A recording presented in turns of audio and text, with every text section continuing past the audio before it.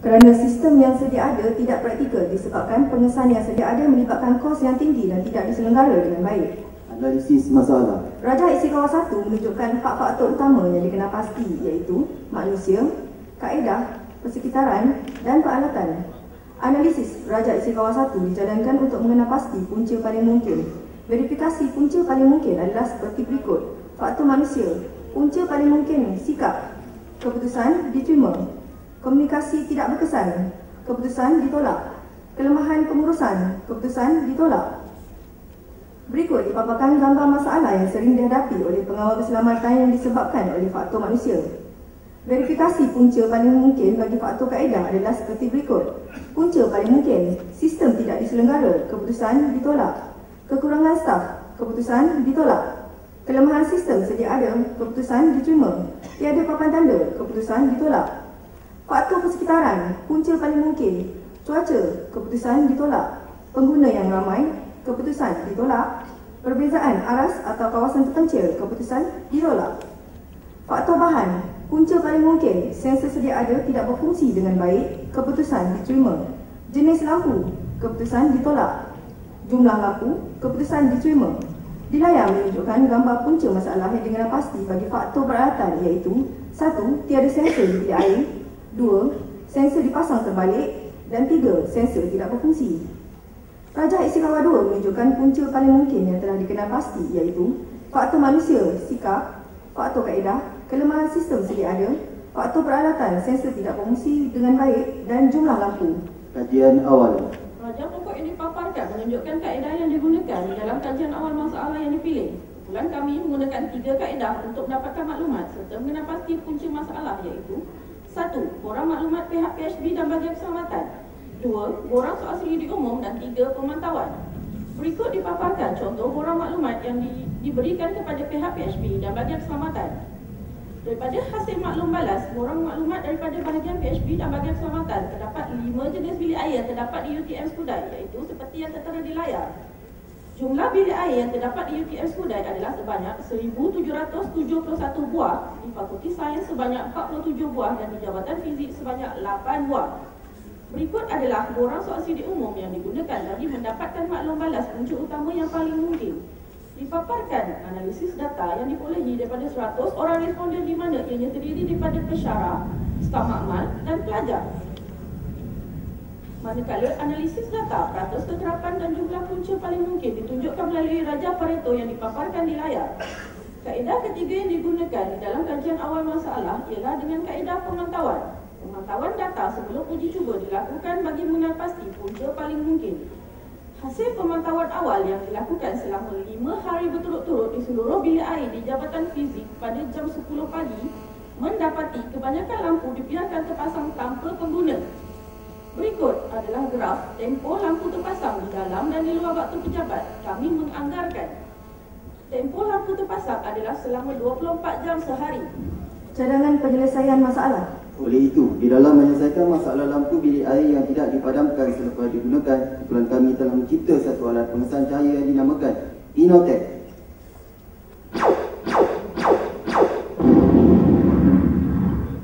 Inotech, satu litar elektronik yang berfungsi berdasarkan pengesanan cahaya dan digunakan sebagai peringatan kepada setiap pengguna supaya menutup lampu selepas selesai menggunakan bilik air. Pelaksanaan kaedah penyelesaian. Berikut menunjukkan proses pembangunan Inotech yang melibatkan 4 peringkat, iaitu 1. Pembinaan detail skematik, 2. Pembangunan prototip 1 dan prototip 2, 3. Rawatan pihak PHB dan pemasangan Inotech, dan 4. Pembangunan prototip 3 yang juga di bilik air Jabatan Fizik. Komponen yang digunakan dalam pembangunan Inotech adalah seperti yang tertera di layar. Dipaparkan di layar adalah kos pembangunan Inotech, iaitu sebanyak 23 unit 10 sen sahaja. Rajah pembinaan detail skematik bagi prototip 1 ditunjukkan seperti yang tertera di layar. Di layar juga dipaparkan carta alih fungsi prototip 1. Berikut dipaparkan gambar prototip 1 yang diuji cuba di atas breadboard. Gambar prototip juga menerangkan bahawa LED pada breadboard tidak menyala apabila sensor ditutup. Gambar kedua prototip 1 pula menunjukkan LED menyala apabila sensor dibuka untuk mengesan cahaya. Hasil daripada pengujian prototip 1 didapati sensor berfungsi dengan baik. Tetapi terdapat beberapa aspek yang perlu ditambah baik, iaitu satu, penggunaan LED adalah kurang efektif kerana tidak dapat menarik perhatian pengguna. Saiz litar adalah besar kerana dalam penggunaan prototip pertama litar dipasang di atas breadboard. 3. Penggunaan breadboard menyumbang kepada kuasa yang tinggi.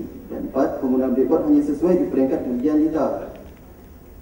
Hasil pengujian prototip 1 dan beberapa aspek telah ditambah baik telah membawa kepada terciptanya prototip 2. Di layar ditunjukkan pembinaan rajah litar skematik bagi prototip 2 dan tata alih proses fungsi prototip 2. Berikut dipaparkan rajah prototip 2 yang mana litar di atas breadboard dalam prototip 1 telah dipindahkan ke atas stripboard. Di dalam prototip kedua, beberapa pengubahsuaian telah dilakukan dan terdapat beberapa kelemahan telah dikenal pasti, iaitu 1. Kesan bunyi lebih peka dan boleh didengari pada jarak yang lebih luas, namun penggunaan bunyi kurang mesra pengguna dan maklumat yang disampaikan kurang jelas. 2. Saiz telah dapat dikecilkan dan sesuai untuk diletakkan di tempat pengujian.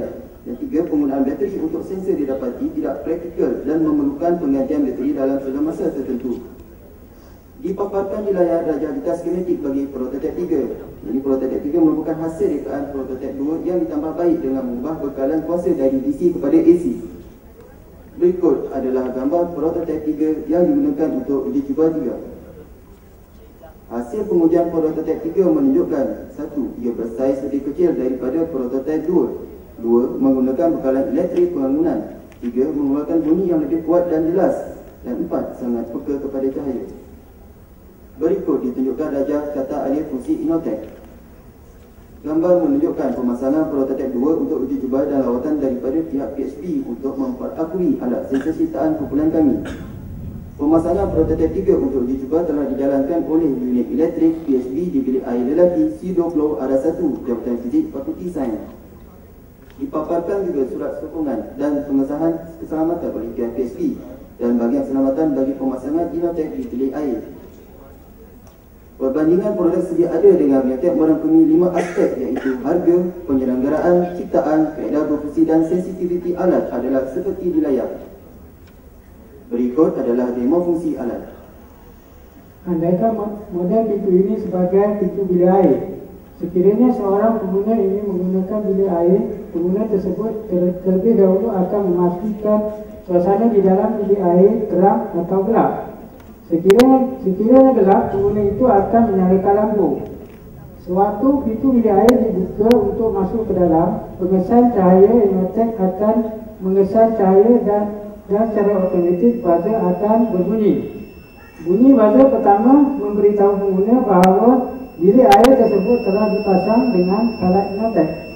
Apabila pengguna masuk ke dalam bilik air, pintu tertutup dan bunyi buzzer akan terhenti kerana pengesan cahaya Inotech telah dilindungi oleh pintu bilik air yang tertutup dengan sendiri. Ketika pengguna hendak keluar dari bilik air, pintu bilik air akan dibuka dan buzzer Inotech akan berbunyi. Bunyi buzzer Inotech sekali kedua ini adalah sebagai mengingatkan pengguna supaya memadamkan lampu setelah menggunakan bilik air. Apabila switch lampu ditutup, lampu beserta alat Inotech mati serentak. Sekiranya amalan begini dilakukan secara berterusan, penggunaan tenaga elektrik dapat dijimatkan. Terima kasih. Sepanjang proses penyelesaian masalah ini, beberapa masalah telah dihadapi seperti 1. Mencari bahan yang bersesuaian dengan projek. 2. Mencari masa untuk membangunkan projek kerana setiap ahli terikat dengan komitmen tugas rutin. 3. Mereka bentuk projek dengan idea tersendiri dan kami mereka cipta dengan idea sendiri yang dapat mengurangkan kos dan masa lampu terpasang. Indeks kepuasan pelanggan telah dilakukan dengan peredaran semula borang soal selidik umum. Seterusnya, hasil maklum balas responden dianalisa di mana hasil perbandingan Pareto sebelum dan selepas memasang Inotech menunjukkan pencapaian kepuasan pelanggan sebanyak 75%. Pengumpulan data sebelum uji cuba menunjukkan anggaran tempoh lampu terpasang dapat dikurangkan daripada 24 jam kepada 4 jam. Berikut dipaparkan graf sebelum dan selepas Inotech dipasang. Dipaparkan juga rajah histogram perbandingan tempoh lampu terpasang sebelum dan selepas Inotech dipasang yang mencatatkan peratus penjimatan tenaga sehingga 83%. Berikut adalah kiraan anggaran penjimatan kos penggunaan tenaga elektrik di bilik air DBTM Johor, di mana secara keseluruhannya kami dapat menjimatkan sebanyak RM14,752.43 sebulan. Sasaran peratus perkhidmatan masa lampu dipasang tanpa penggunaan adalah sebanyak 50% dan hasil daripada uji cuba kami telah berjaya melepasi sasaran iaitu sehingga 83%. Kesimpulan. Sebagai kesimpulannya, produk inovasi kami iaitu Inatex telah berjaya mengurangkan sikap penggunaan, mengubah sikap pengguna bilik air, membantu yang mengurangkan kos tenaga elektrik, mengurangkan bilangan lampu terpasang di bilik air tanpa pengguna. Pencapaian dan penghasilan nilai ahli KIK. Produk Inatex telah dapat memberi banyak faedah, antaranya membantu dalam menyeimbangkan kos penyelenggaraan bilik air. Yang kedua, dapat memupuk sikap prihatin dan bertanggungjawab di kalangan pengguna. Ketiga, penghasilan produk yang ringkas tetapi dapat memberi impak yang besar kepada fakulti dan universiti. Beberapa faedah ketara diperoleh oleh setiap ahli kumpulan ditunjukkan dalam jadual penilaian kemahiran ahli yang tertera seperti di layar. Di layar juga ditunjukkan kerana ada peningkatan kemahiran ahli kumpulan kami. Selain daripada pembincangan antara kumpulan, berbagai aktiviti dijalankan bagi meningkatkan dan memantapkan lagi ilmu dan pengetahuan tentang KIK untuk setiap ahli kumpulan, itu seperti tertera di layar. Berikut dipaparkan gambar-gambar aktiviti yang telah kumpulan Inofis ikuti dan laksanakan. Sebagai makluman dan langkah penambahbaikan, kumpulan kami sedang berusaha menggantikan output bunyi buzzer kepada output suara supaya maklumat yang tepat disampaikan kepada pengguna. Kumpulan Inofis ini merakamkan setinggi-tinggi penghargaan dan ucapan terima kasih kepada Universiti Teknologi Malaysia dan semua pihak terlibat dalam menjayakan projek dan persembahan kami. Berikut adalah tayangan video ucapan penghargaan Profesor Dr. Mazlan bin Aziz, Dekan Pekerja Sains dan Testimoni Bahagian Keselamatan.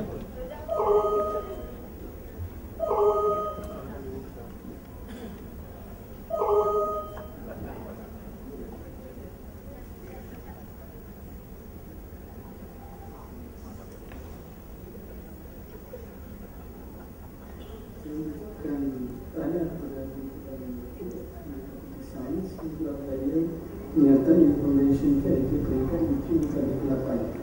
Saya mengucapkan syabas kerana kumpulan ini dapat menyusun masa untuk menyelesaikan projek KIK yang akan diketemukan. Fakulti menyokong penuh penyertaan dalam KIK, Convention KIK peringkat itu dan akan mendapat kejayaan seperti yang diberikan oleh kumpulan.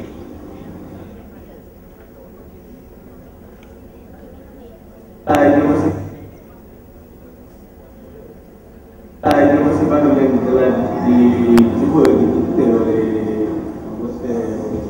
pihak dia yang mana membantu pihak universiti dalam mengurangkan perbelanjaan bajet untuk kawalan tenaga elektrik, dan kami itu dapat membantu bagi keselamatan untuk melaksanakan tugas sendiri. Dan membaikannya diharapkan dengan adanya sistem yang telah dipakai ini dapat mengurangkan pembelajaran yang berlaku dan mengurangkan pengawalan untuk Raja berdaulat, Raja bersembah, tanda termeterai sebuah janji. Sensor dicipta sebagai sumbangan kepada UTM yang kami kasihi.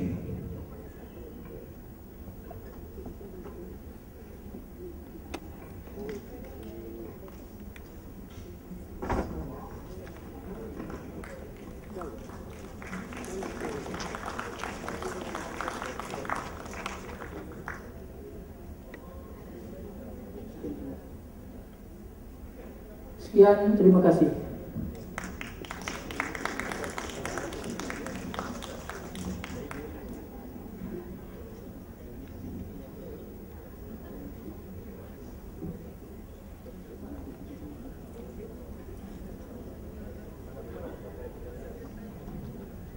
Okay, Assalamualaikum kumpulan Inofis.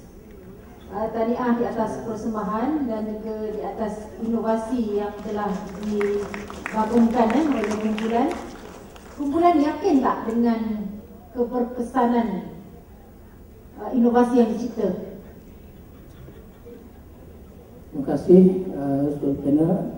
Sebenarnya kami kumpulan Inofis sangat yakin dengan produk yang kami hasilkan baru beberapa bulan yang kami laksanakan, dapati pengguna bilik air telah alert ada keadaan di mana keperluan untuk bilik air telah dapat dibuat.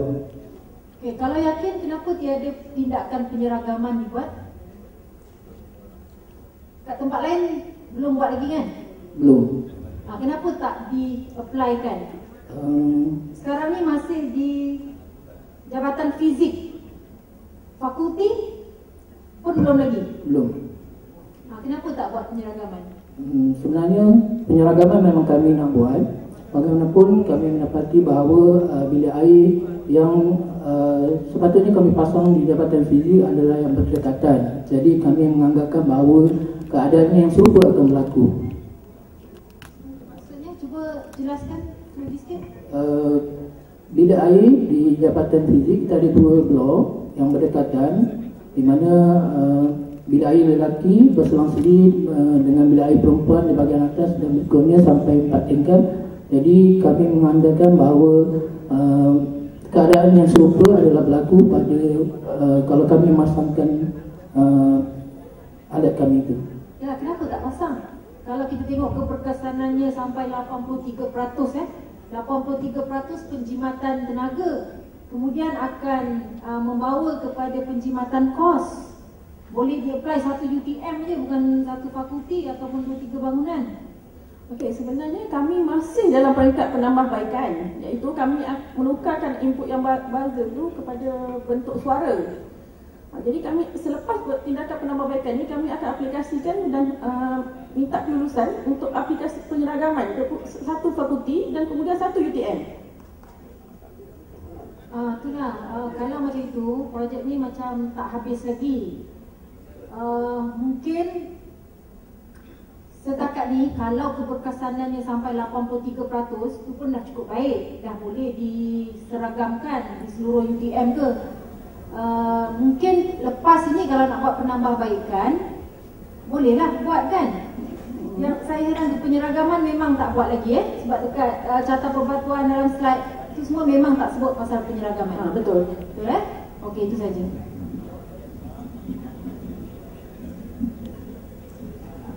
Okay, tanya dan syabas kepada kumpulan apa tadi, Innovis susah nak sebut Innovis atas penciptaan Innotech inovasi tuan-tuan. Okey, cuma saya nak tanya berkenaan dengan slide 52 kata slide kat sini kumpulan data sebelum uji cuba kan, di mana data diambil untuk 5 hari berturut-turut dan saya lihat seakan lampu memang tak tutup 5 hari.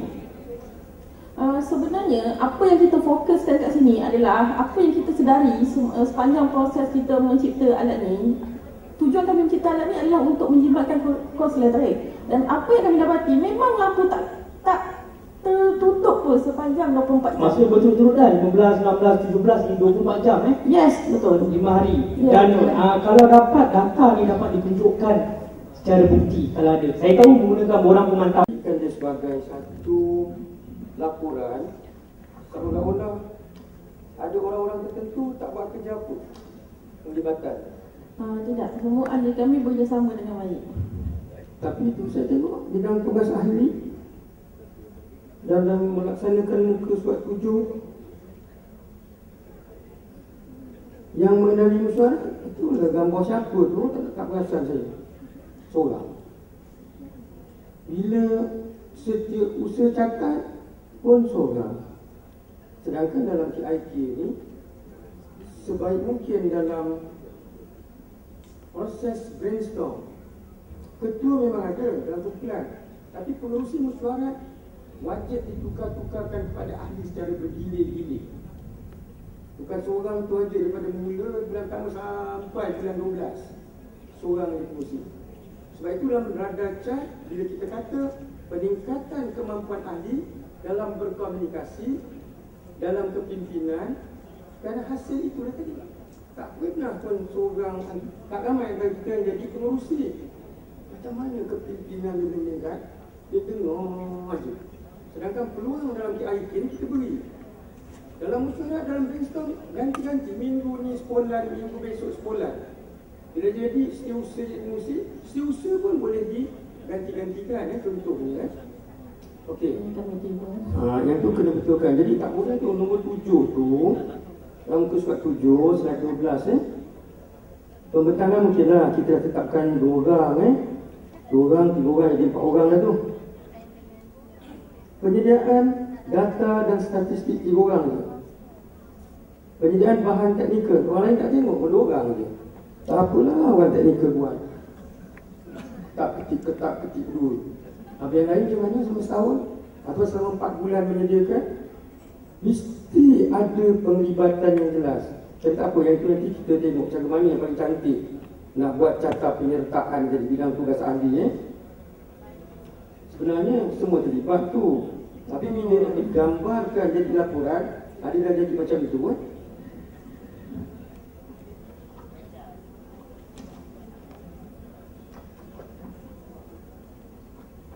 Lagi satu, pemilihan masalah kena terlalu ringkas. Dia data lengkap senarai, ada berapa senarai, terus pergi kepada analisa keupayaan dan kritikal lah dah. Itu aja. Terus dapat nombor 1. Yang itu pun perlu diberi perhatian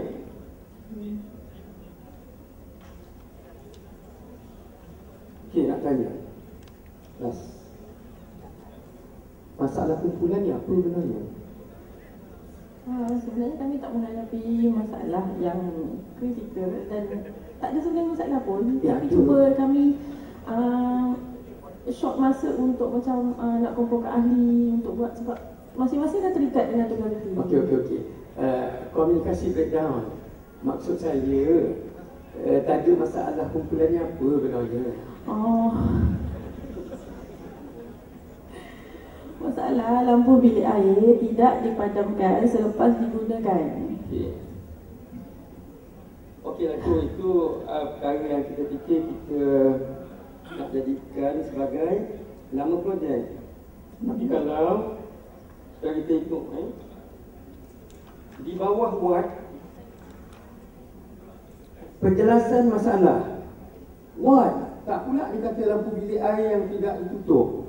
Tapi dia kata pembaziran elektrik kerana lampu air bilik air tidak ditutup. Sebenarnya masalah kita fokusnya pembaziran.